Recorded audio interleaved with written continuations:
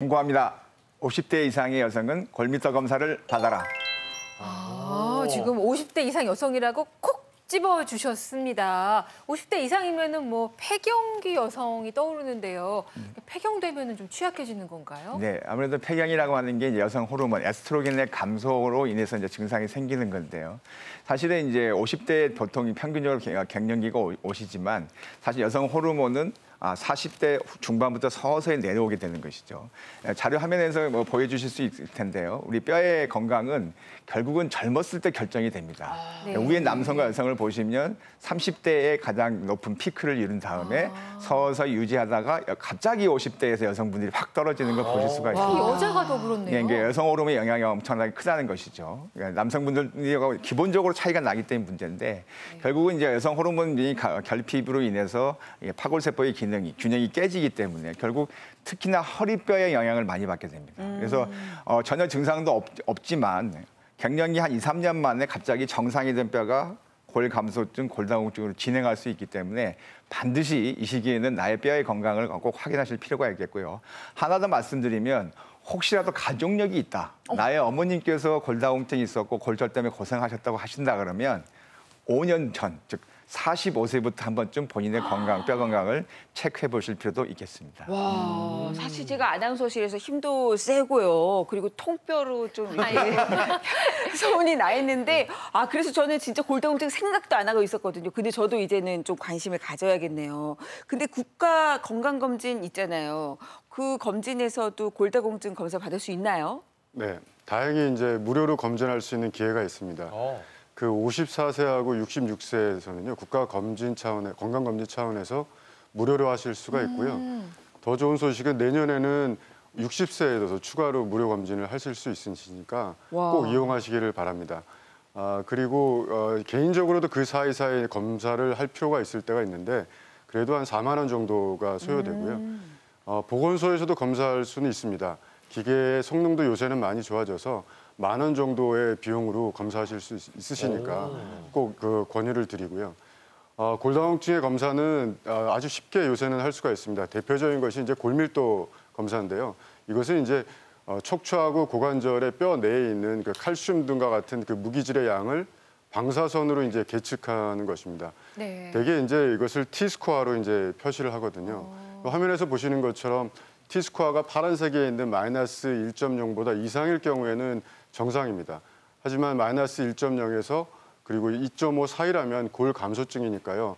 이때부터 저희들은 주의를 해야 됩니다. 그리고 마이너스 2.5 이하면 골다공증으로 확진이 되니까 지금과 같은 경우에서는 관련과를 방문하셔가지고 정확하게 치료를 받으시는 것이 좋겠습니다.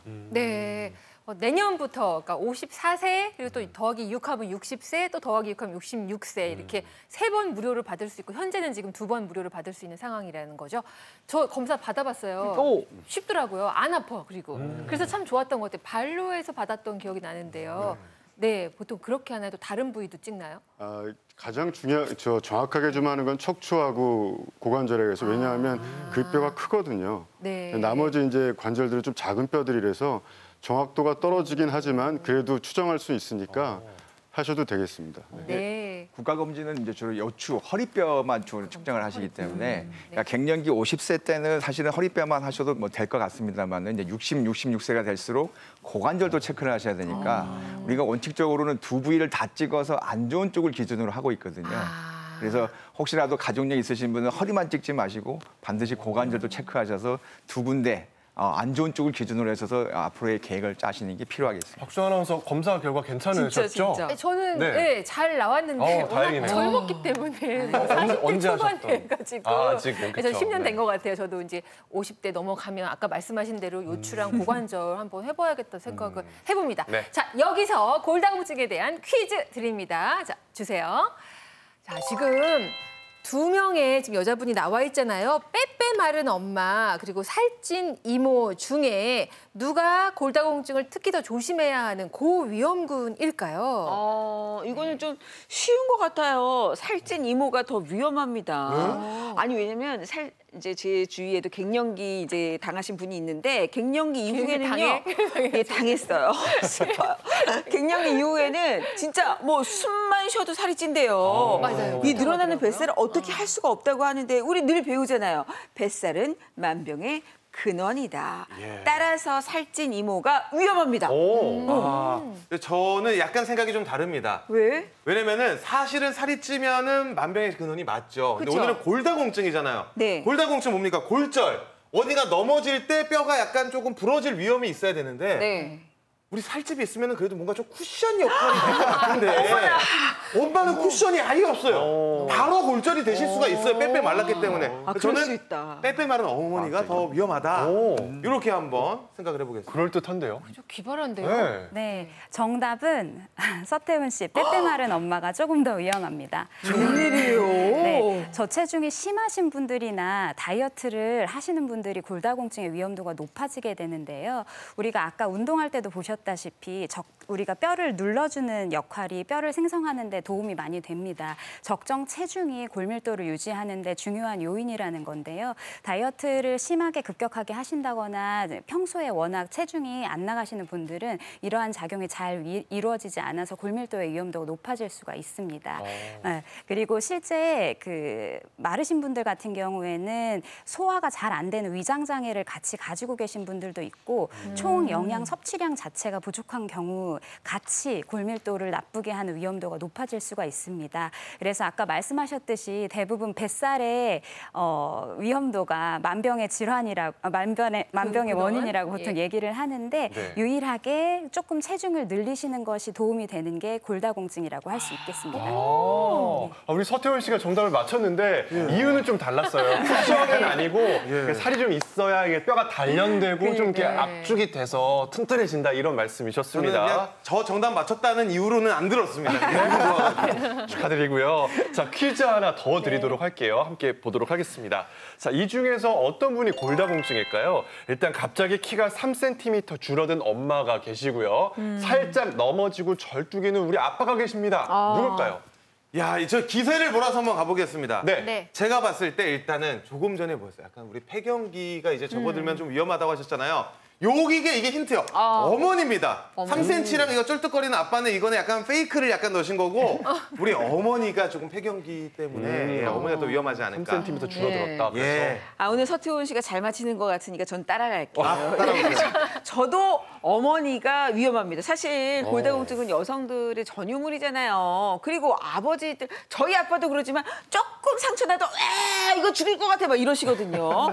살짝 넘어지셨기 때문에 꾀병 같은 거 아닐까 싶어요. 네. 신기해요. 전 저희 아버지만 그런 줄 알았는데 집집마다 아버지까지 그러신 거지. 서운하지 듣는 마시고요. 아버님들 네. 서운하세요. 그렇게 시겠어요, 설마. 훌륭하다. 전국에 계신 아버님들을 대표하는 우리 이재성 아나운서의 또 변호까지 들어봤는데 이거 정답 뭐예요? 궁금한데요. 사실 서운하더라도 골절이 아닌 게 더 나을 것 같습니다. 사실 두 분 다 그 확인이 좀 필요한 겁니다. 그러니까 정답이라고 말씀드릴 수 있는데 조금 더 갑자기 3cm가 줄어든 엄마가 조금 더 가능성이 더 높다고 말씀드릴 수 있는데요. 네. 그 이유는 갑자기라는 단어가 중요한데요. 되게 일반적으로 우리가 퇴행성 변화가 오면 척추뼈 사이에 있는 디스크가 다르면서 점진적으로 수년간 걸쳐서 키가 작아지거든요. 네. 그런데 갑자기 3cm라는 것은 안에 그 많은 그 부분을 차지하고 있는 뼈에 문제가 생겼다고 우리가 추정을 일단 할 수가 있고요. 다행히 척추뼈는 여러 개가 있어서 한 개가 부러지게 되면 또 경미하면은 통증을 잘 못 느끼는 게 하나 있고요. 두 번째는 나이가 들게 되면은 저렇게 골절이 돼 있어도 신경이 퇴화돼가지고 통증을 크게 못 느끼는 분들이 있습니다. 그래서 내가 그냥 생활을 하시는 거죠. 심지어 이제 가까운 병원에서 물리치료도 받으시고 막 걸어도 다니시고 이렇게 오십니다. 그래서 순간적으로 이렇게 내려앉았을 때 뼈가 확 붕괴됐을 때 키가 확 작아지는 거죠.